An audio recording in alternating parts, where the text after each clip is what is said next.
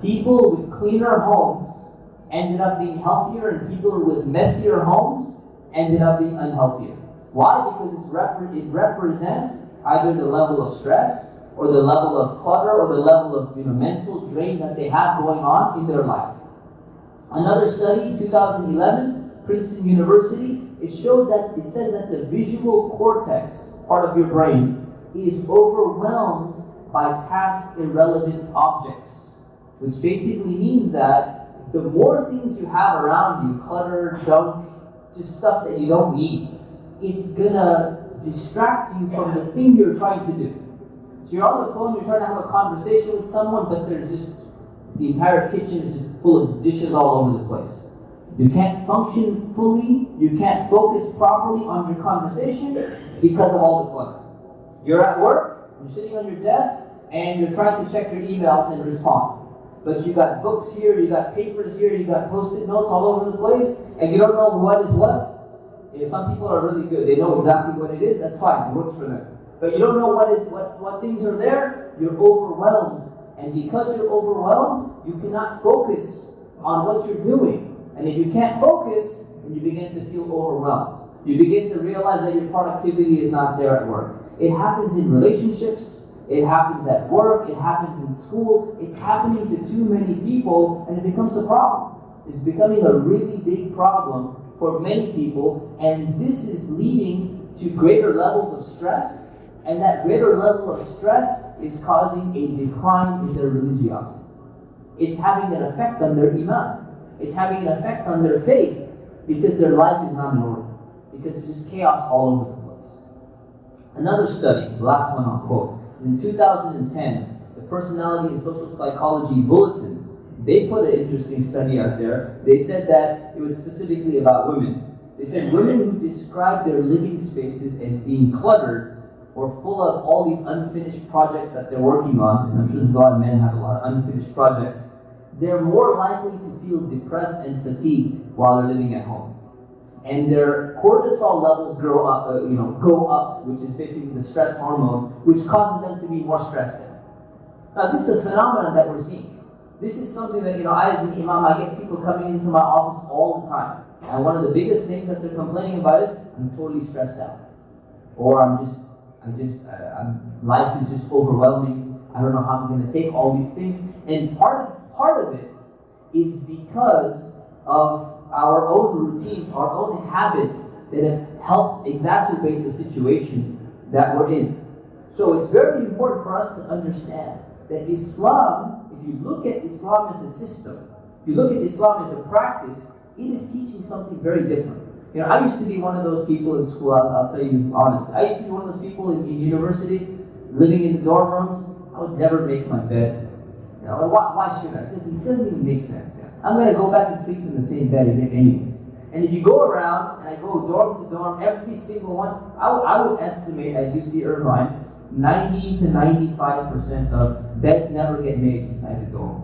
Many dorms don't get cleaned and all that stuff. So this is the way, maybe it's a college student thing or whatever. But I know many adults the same thing. But then, when I started practicing Islam, I realized that, something is different about this. When you make wudu, when you're performing your ablution for prayer, there's a certain order, there's a certain structure. You're supposed to wash 3 times. You're not supposed to go 4 times. When you're praying, it's 2 rak'ahs for fajr, 4 rak'ahs for dhuhr. There's a structure, there's an order. When you're lining up for prayer, you don't just say, everyone just stand up. No, the line is supposed to be straight. You're supposed to fill in every single gap there. When you're paying your zakah, you don't just say give some money to charity. 2.5% specifically, depending on the assets that you have. Right? 2.5%. There's specific order and structure. And what you find is what's interesting. I work with a lot of new Muslims, a lot of converts/reverts, and they say that one of the things that they love about Islam when they start practicing is it brings structure and order in their life, their chaotic life that was just all over the place. It helps bring a level of structure in their life that was missing, that was needed, and actually has a positive effect on their life, which is beautiful. Because if you think about that, sometimes people complain why there's so many rules and regulations and all of that, and actually the rules or regulations or the guidance, the instructions are there for your own benefit. for your own good and for my own good. And when we understand that, and we understand this is part of a branch of Islamic manners, and that appearance matters, not only your own personal appearance, but the appearance of things around you, and it has an effect on your psyche, and it has an effect on your behavior, and it has an effect on other people, and we realize the beauty of Islam. So we ask Allah subhanahu wa ta'ala to give us the best of Islamic manners in our lives, in the lives of our family, in our community. Ameen. Astaghfirullah li wa lakum wa li sa'il muslimin fastaghfiruhu innahu huwal ghafurur rahim.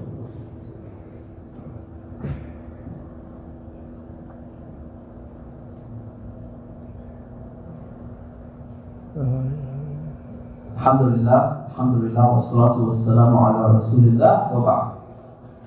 So on this topic of appearance and Islamic manners, the last thing is, today is Friday. And Friday is the day of Jummah, it's a day of gathering for Muslims.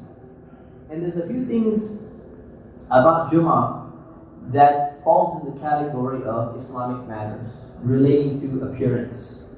One of them is, when we come for Jummah, before we come, we should actually make sure we take a bath or a shower, so that we're smelling good. Why? Because it's a large audience, large congregation. We're supposed to smell our best. We're supposed to put some perfume on, so that we smell a little bit nice. And for the sisters who are concerned about, not wearing too much enticing perfume, it's allowed to wear light perfume for sisters as well. There's some misunderstandings regarding that. I want to clarify that.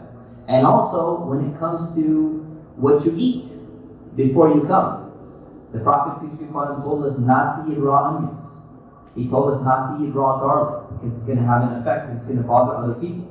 And by extension, we should not be smoking cigarettes. I mean, we shouldn't be smoking at all anyways, but especially we should be smoking before coming into the masjid, because other people are going to have to smell that, and not only is it bad for them, it also smells bad on top of that, and potentially can kill them too from secondhand smoke.